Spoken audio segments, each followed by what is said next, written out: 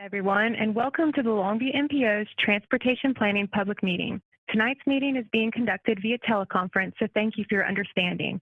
My name is Macy Wires, and I'm here today to go over the projects to be included in the upcoming Longview Transportation Improvement Program. I'll be referring to this program as the TIP in future slides. The Longview MPO includes the counties and cities shown on the map. Projects included in the Longview MPO TIP are located throughout the region of the MPO, which can be seen as navy blue on the slide. So what is a TIP? The Longview Transportation Improvement Program is a list of local projects to be funded over the next 4 years. So these are projects that you can expect to go to contract in the near future upon approval of this program. It's also multimodal, which means that it can include projects relating to highways, bicycle and pedestrian infrastructure, transit services, and freight projects. And it can also include preliminary studies used to define those projects. And the Longview TIP is also meant to show regional agreement on the need and priority of a transportation project. So all parties involved can be sure that they're making the best investment for the community. It's expected to be consistent with the projects and objectives included in the MPO's long-range transportation plan, which we adopted in the fall of 2019, to ensure that all of our agencies are working towards the same goal. So the Longview TIP has been reviewed by our MPO's technical committee, and the MPO's policy board is going to consider adoption after public involvement, and that's why we're here today. The Longview TIP is also part of a statewide transportation improvement program, which is called the STIP. So because the program rules are established by federal law, no project can receive federal funding unless it's listed in the Longview TIP that we're talking about today. So how are roadway projects selected and how do they get to the TIP stage? The projects are identified and selected by evaluating existing and future needs based on the current conditions and projections, statewide and regional plans, and public input regarding transportation priorities. The MPOs are responsible for selecting projects within our boundaries and seeking public input on which projects should be advanced. In the TIP, the large projects are categorized as regionally significant, and they're listed as standalone items in our mobility project section. So an example of a regionally significant project would be a road widening from 2 to 4 lanes.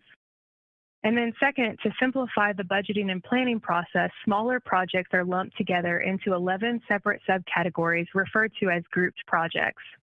Those projects include things like landscaping, safety lights, or new bicycle and pedestrian infrastructure. And the grouping practice facilitates the federal funding of smaller projects. So an example of a group project would be the pavement repair of one of our FM roadways. This slide shows a map of all surface transportation projects that are included in our 2021-2024 Longview TIP. You can see that our mobility major projects are highlighted in red. The grouped smaller projects are in blue, and projects that are under development but have not received funding are categorized as environmental, and those can be shown in the dashed green line. So first, we're going to go over our major mobility projects. The first project is broken up into 2 different phases. This is the widening of George Richey Road.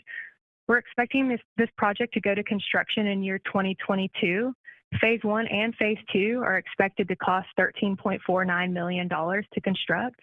Phase 1 has extents from Gilmer Road to Pine Tree Road and will include the widening from 2 to 4 lanes with a center turn lane. Phase 1 is also going to have a combination of bicycle and pedestrian infrastructure. Phase 2 will continue the widening from Pine Tree Road west to White Oak Road and will include the widening from 2 to 4 lanes with a center turn lane and will have a side path constructed on one side of the roadway. Next, we have a major interchange project that's expected to go to construction in year 2023. This is at I-20 and the State Highway 31 interchange. This project is expected to cost and includes approximately 2 miles of Interstate 20. Part of this project will be improving the interchange and getting rid of the left exit that we all know too well today. It will also include the widening from 4 to 6 lanes along I-20. Next, we have the widening of State Highway expected to go to construction in year 2024 and cost $46 million. The project extends start in White Oak at Highway 80 and go south all the way to I-20. This facility will be widened from 2 to 4 lanes with a center turn lane. Our last set of mobility projects are a combination of 4 phases, which includes improvements to US 271 and Loop 485 in and around Gladewater.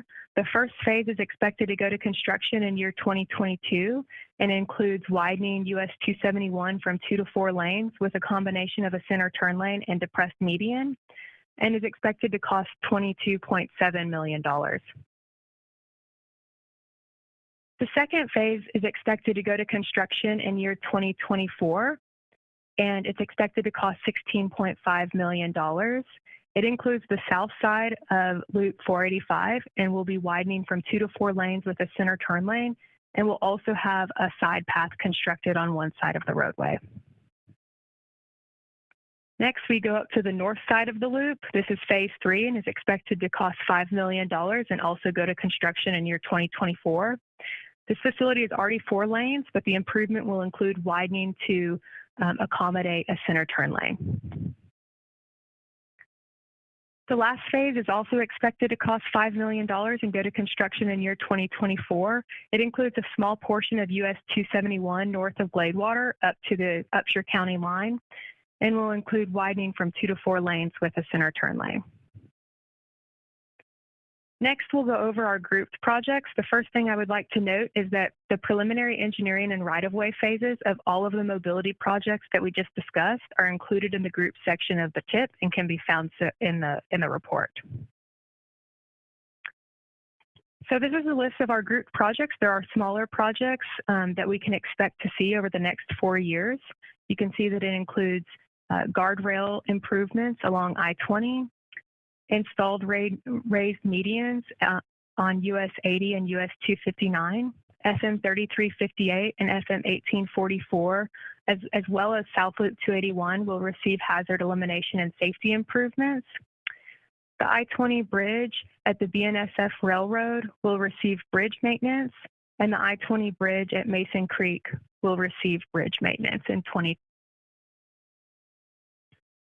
Next, I-20 is receiving additional hazard elimination and safety improvements, and I-20 at Lansing Switch Road will receive a bridge replacement.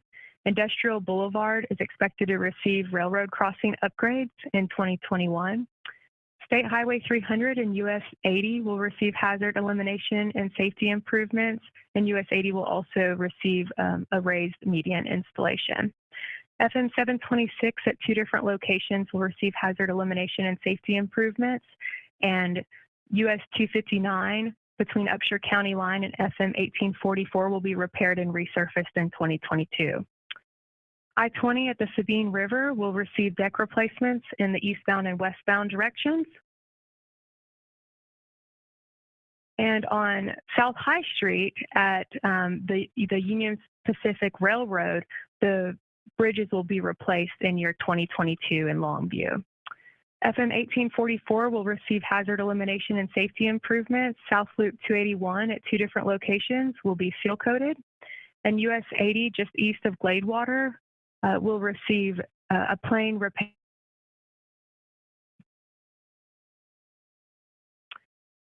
Next, we'll talk about our transit projects. Longview Transit operates a fixed route and paratransit to receive federal funds that they spend on annual planning, operating, and capital expenses. You'll see the 4 years of funding that vary from just over $2 million to just under $4 million for those expenses. Next, we'll cover some projects that are under development but have not yet received funding. TxDOT's working on 2 different projects right now. They're working on the full widening of Interstate 20 from 4 to 6 lanes throughout our MPO boundary.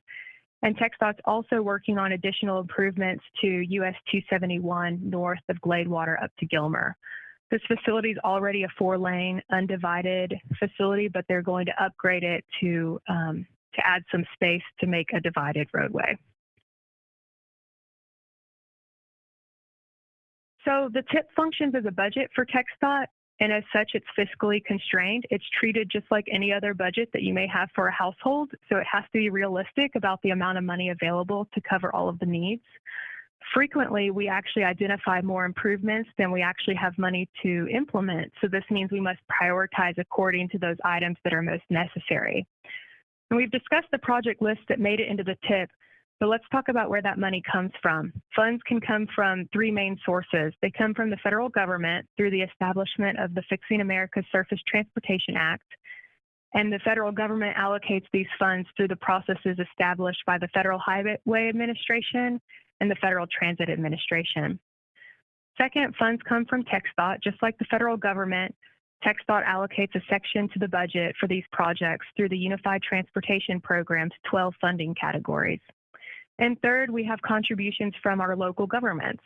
Once the need has been identified and the amount of federal money has been defined, the TIP actually helps local governments assess the funding requirements to match those of the federal and state government, and also their capacity to meet those requirements. So I'd like to thank all of our member cities and counties of the Longview MPO. Substantial local contributions have been made by these local governments to make sure these projects are able to progress.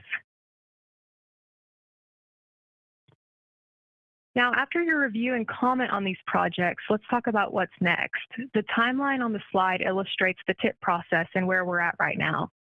Once your comments have been collected and considered, MPO staff will present a final draft of the TIP to the policy board for review and their consideration to approve. TxDOT then reviews our TIP for approval and integration into the statewide document. The statewide transportation improvement program is built from the rural TIPs of all the 25 TxDOT districts in the state, as well as the transportation programs from all of the MPOs like this one. The timeline shows where the Longview TIP process fits into this larger effort. So once the statewide TIP is approved by the federal government, everyone's projects are funded and they become one step closer to getting on the ground. So now that you're familiar with the program, we want to hear what you think. You can email your comments to us at the address on your screen.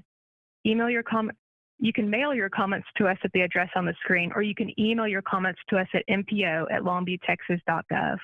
Or you can call us at 903-237-1062 to share your comments. Just remember that comments must be postmarked or otherwise received by June 5th of 2020. Please make sure to send your comments before that date. And if after today you'd like more information or have any other questions, feel free to reach out. The TIP document can be found at the Longview Public Library, and it can also be found online on the City of Longview's website. So that concludes my presentation on the Longview Transportation Improvement Program. Those wishing to make comments during tonight's meetings were invited to access this meeting through a link to register with the teleconferencing application. If you've indicated that you would like to speak, you'll be called and unmuted and given an opportunity to speak. Richard, is there anyone on the line that would like to comment during tonight's meeting? Thanks, Macy. Yeah, we have two people who have joined the meeting. They have not indicated that they wish to speak. Remember, if you want to speak in this meeting, raise your hand on the application and we'll unmute you. I think we should just give them a couple of seconds to see if they want to participate by raising their hand. Okay.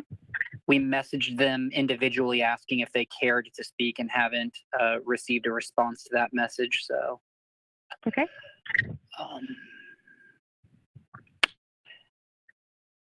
Macy, I'm not seeing any indication that those on the meeting wish to speak or participate at this time. Okay, thank you, Richard. Well, that concludes my comments, and please reach out to the MPO if you have any questions. The meeting is adjourned.